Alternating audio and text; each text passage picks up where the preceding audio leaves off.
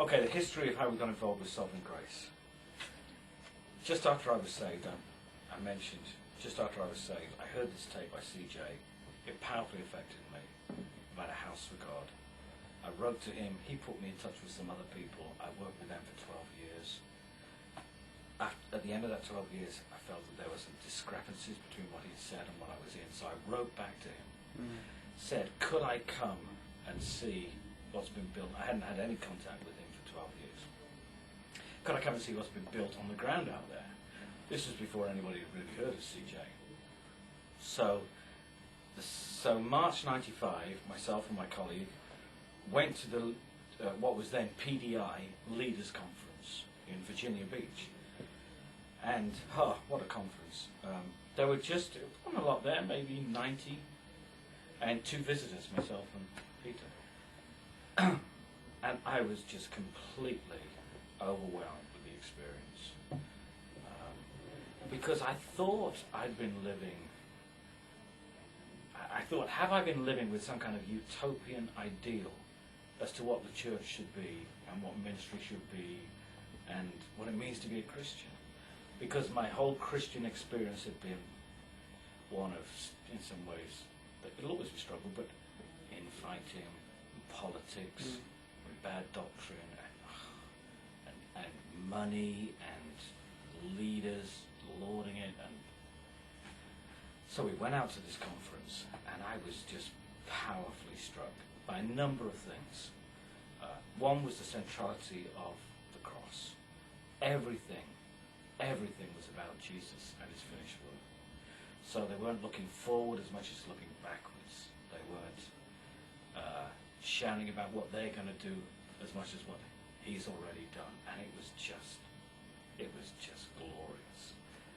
And I realized, my gracious, I'd come so far away from the simple awareness of the grace of God and enjoying that for myself. The humility of the leaders, surprising. I couldn't even find who they were. And that humility was also reflected in not taking themselves seriously and laughing at themselves. And it was just a barrel of fun as well. There's a lot of laughter and a lot of tears. So I was struck by the passion for sound doctrine. That here was a group that were more modern, newish, more charismatic, if you want to call it that, and yet loved expository preaching, loved sound doctrine, loved the doctrines of grace. So reform, particularly in their soteriology, that they just loved the doctrines of grace, not just held to them. There's a difference between holding to the doctrines of grace and bathing in them and loving them. And I remember one of the guys gave me, because I was ignorant to a lot of this stuff, Kenneth gave me a book, Anthony Hakima's book, Saved by Grace, which is just a basic outline of soteriology, Reformed soteriology. And I remember reading that book and jumping around the room thinking, I've always known this, but this helps me grasp it. And so their love for guys who have written other things, like a Mr. Spurgeon, like John Owen, like Jonathan Edwards, maybe. So they introduced me to a whole bunch of people there. So that was how we got involved with them. We started this church in Newport, and I said to CJ, is there any chance that we could become closer, joined up? I don't, as I said, I don't know what I'm doing, so therefore I need people to help in the church and outside the church. So he said, we don't feel God's calling us internationally at all, but you're welcome to come along to the conferences. So I said, great, I'll come along, we'll save up, we'll go out there, we'll learn what we can. Well, just over a few years, the relationship built to such a place where CJ said, this is crazy. It seems that God is joining you to us, and we're having to rethink whether we should be involved internationally.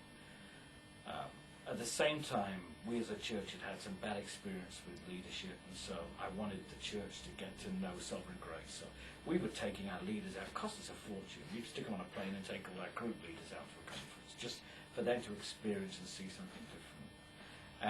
And then one of the guys on the team, Dave Harvey, who has since become a dear close friend. Dave, Kim, and their kids came and spent 3 months with the church here. And in some ways redefined servant leadership. helped us just in structuring some things. And at the end of it, we were in a place where we said, they said, do you want to be a part of this family of churches? So we said, yes. So that's how we got involved. So who is Sovereign Grace? We're just a family of churches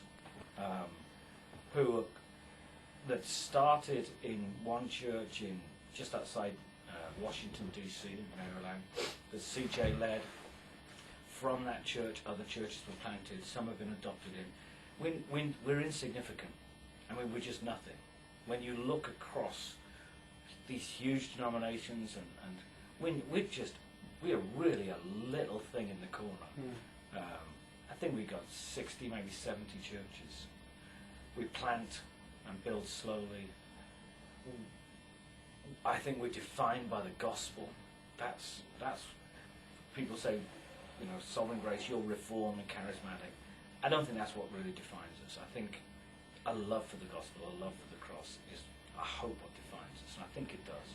But at the same time, yeah, we love the doctrines of grace. We will be reformed. We love expository preaching. We love the solas, and we live in them. We want to ensure all our songs and our worship is cross-centered, is sound doctrine. We love that. We love the local church. We're committed to building and planting local churches. We believe that's the biblical way to extend the kingdom of God.